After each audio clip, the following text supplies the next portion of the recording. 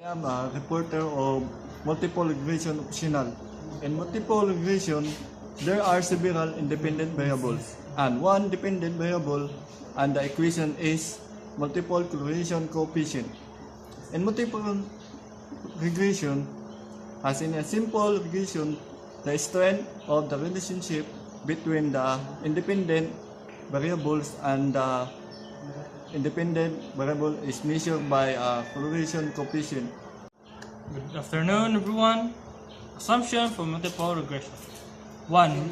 Normality assumption for any specific value of the independent variable. The values of the y variable are normally distributed. 2. Equal variance assumption. The variances or standard deviations for the y variables are the same for each value of the independent variable. 3.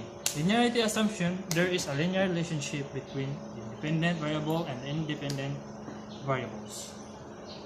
4.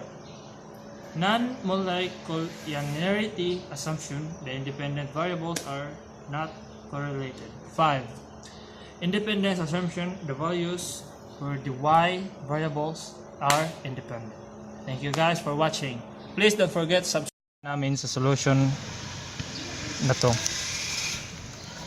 R equals square root r squared y x sub 1 plus r squared y x sub 2 minus 2r y x sub 1 times r y x sub 2 times r x sub 1 x sub 2 divided by 1 minus r squared x sub 1 x sub 2. So ito na yung formula na gamitin natin.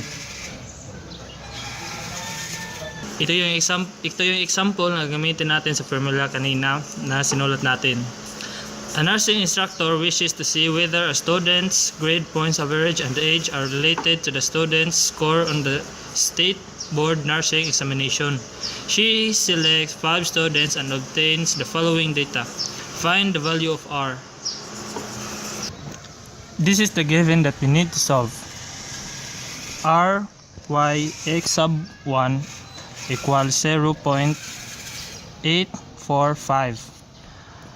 Ry x sub 2 equals 0.791.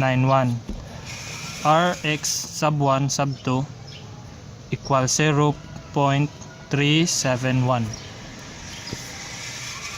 So ito yung solution na gamitin natin. R equals square root, tapos ito r squared y sub 1 is cross parenthesis 0.45 plus square root plus r squared y sub 2 is 0.791 plus minus 2 0.845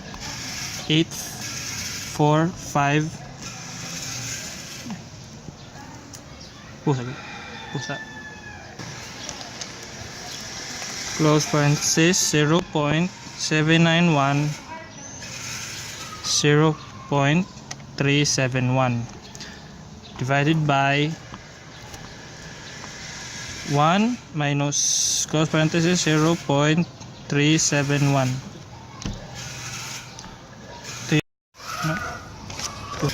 So this is the answer of this given.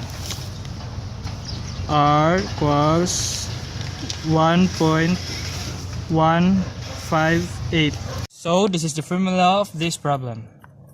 F equals R squared over K divided by close parenthesis 1 minus R squared over close parenthesis N minus K minus 1. So let's answer this problem using this formula. F equals 0.978 over 2 divided by close parenthesis 1 minus 0.978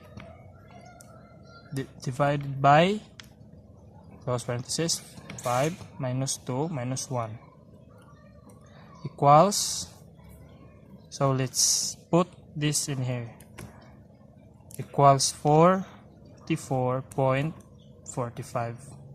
So this is the calculated. So let's input this to know if this answer is right. 0.978 divided by 2 close parenthesis 1 minus 0.978 divided by close parenthesis 5 minus 2 minus 1.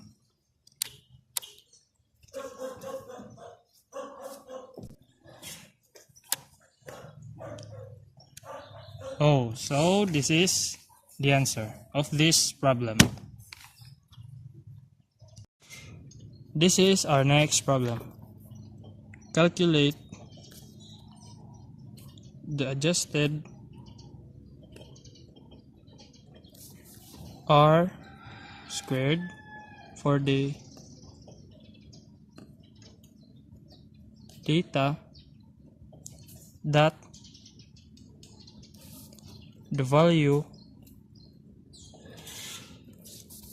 for R is 1.158. This is the formula of this problem. R squared adjacent equals 1 minus close parenthesis 1 minus R squared n divided by n minus k minus 1. Now let's answer this problem using this formula. R squared adjacent equals 1 minus close parenthesis 1 minus 1.158 squared close parenthesis 5 minus 1 divided by 5 minus 2 minus 1.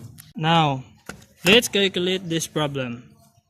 1 minus 1, close parenthesis 1 minus 1.158